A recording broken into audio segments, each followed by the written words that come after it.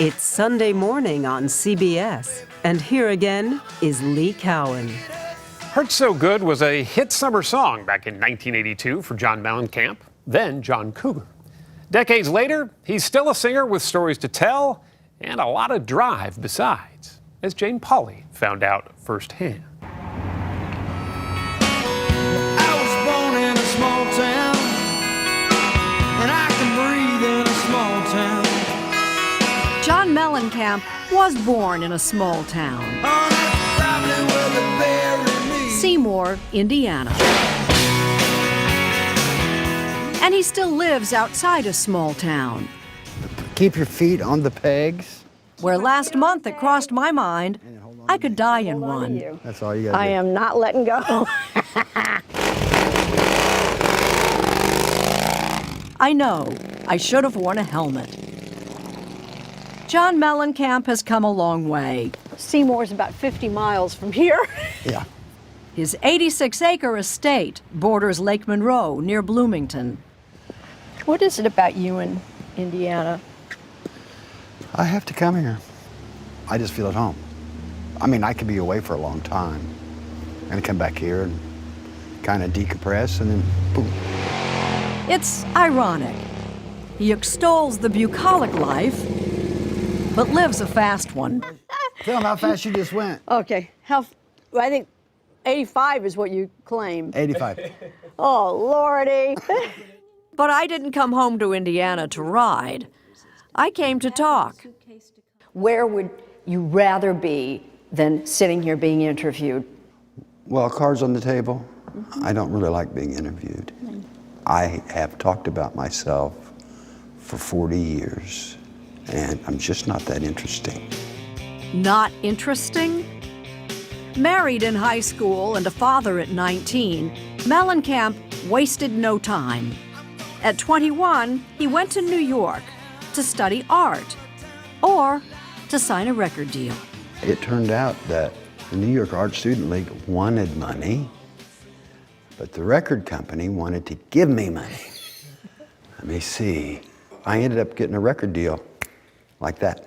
I interviewed the head of a record company, and he said within minutes, everybody knows that somebody who has walked in the door has something. But the most humility, I say, that's what happened to me.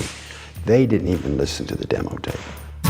Little ditty about Jack and Diane. But we're still listening to Mellencamp classics like Jack and Diane. Oh yeah, life goes on long after the thrill of living is gone. To walk on. I don't really know how a 25-year-old guy would know that life would go on long after the thrill of living is gone. But I wrote those words. And for me, it was very helpful because, I don't know about you, but I want to do something every day. I want to learn something every day. I want to make something every day. If I go for a day and don't make anything, I feel guilty about it. I love every part of that statement. What do you think is driving you? I wrote in a song, life is short even in its longest days. He's been smoking, by the way, most of his life, since he was 10. Life is short even in its longest days. He's also a serious and prolific painter. His portraits have been shown at museums. Baby, me and you. But the music often interrupts the brushwork. And there's a song on the new record called Easy Targets. Easy targets, a country's broken heart. And I wrote that song in, I don't know, 5 minutes. I couldn't even keep up with it.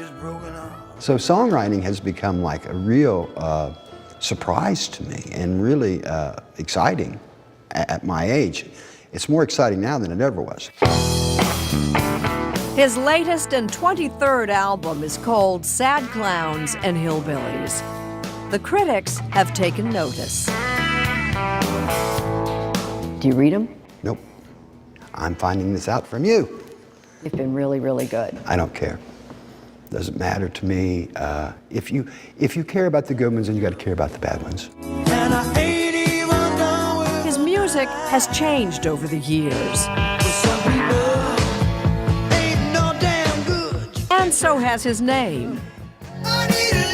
From the 1970s through the 80s, he was John Cougar.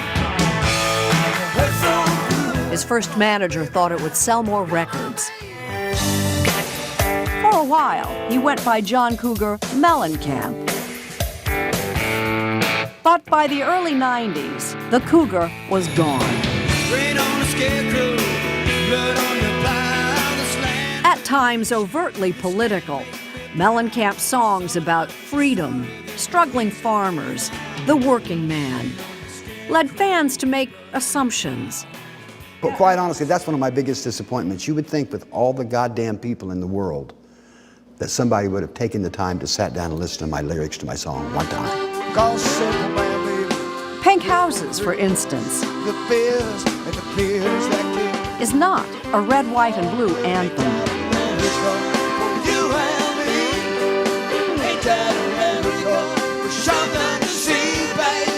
Your fans are probably way, way, way on the spectrum to the right of you. Oh, I've been booed. When the Iraq War started, I was so against that. $51 billion more to continue his war in Iraq.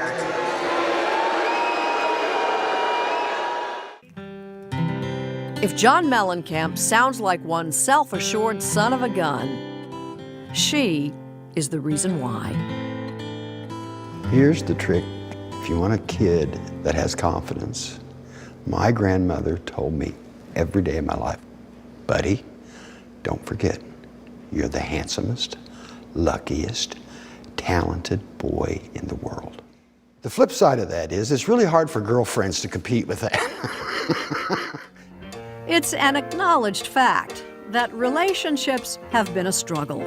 What's the greatest lesson you've learned from the women in your life? Too many to name.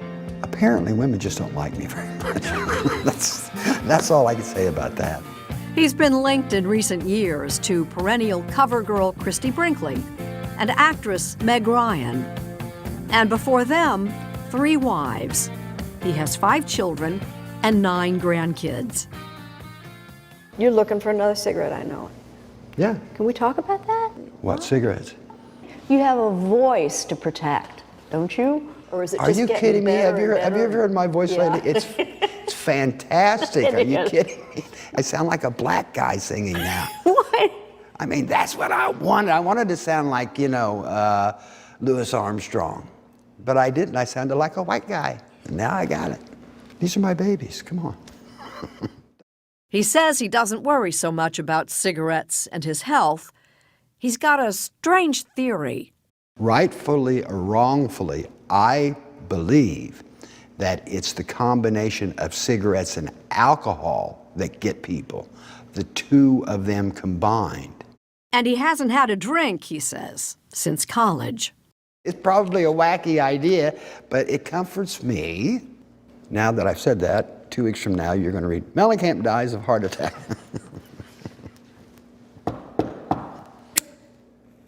He's already had a heart attack at 42, and he does think about mortality.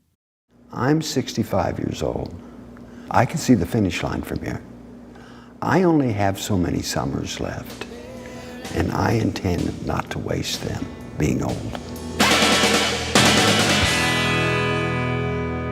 You have panic attacks, Yes. and anxiety is a thing. How much a presence is anxiety in your everyday life now? A little bit. I wake up sometimes and feel anxious, but as you well know, they have drugs that help people like me with that. And but there was a time when I was totally paralyzed by it in my early 20s,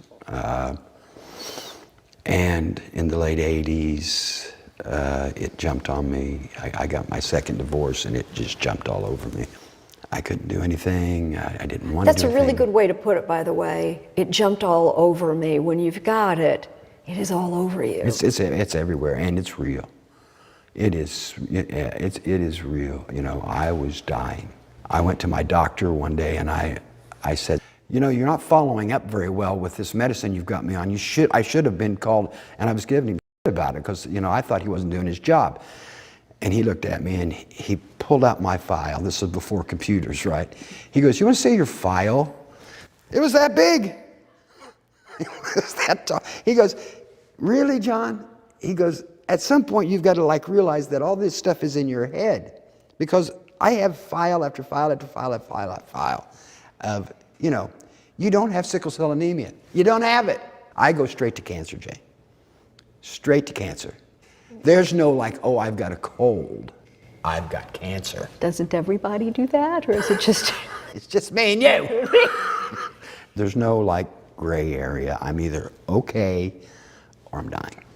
You know, you have a gift, many gifts. The gift that underlies all of them, but your good looks, is you have always understood how to tap your creativity. And the way to tap creativity is to do it every day. Is to have the routine of go to work and be available. That's right. You have to be, that is the key word right there. You know, songwriting used to be so painful for me when I was a kid because I hadn't done it. But as time goes on, I don't even want to write songs, but then I do. And there's a song on the new record called Easy Targets that is about Black lives and about the working poor, and I wasn't even thinking about that stuff. And I wrote that song in, I don't know, 5 minutes. I couldn't even keep up with it. You know, it was just like, Black Lives Matter, who we trying to kid, you know, and it's just, and I wrote it, and then I went back to painting, and then I found it a couple of days later and go, wow, when did I write that? So songwriting has become like a real surprise to me, and really exciting at my age. It's more exciting now than it ever was. How do you explain that to yourself? Was that song just a gift from above, or do you as an artist take ownership of, I produced this song? I am available. I am available to ideas. I am available to free thinking. I'm available to thoughts. I am not in a box.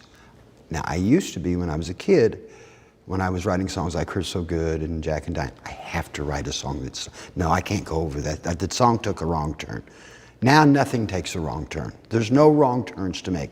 These paintings, there's no wrong turn. I may walk up to a canvas and think I'm going to do one thing, and it turns out to be something else that surprises me, and I'm thrilled to death when that happens. When I'm not thrilled to death is when I labor over something and try to force it into being something that, you know, I think it has to be,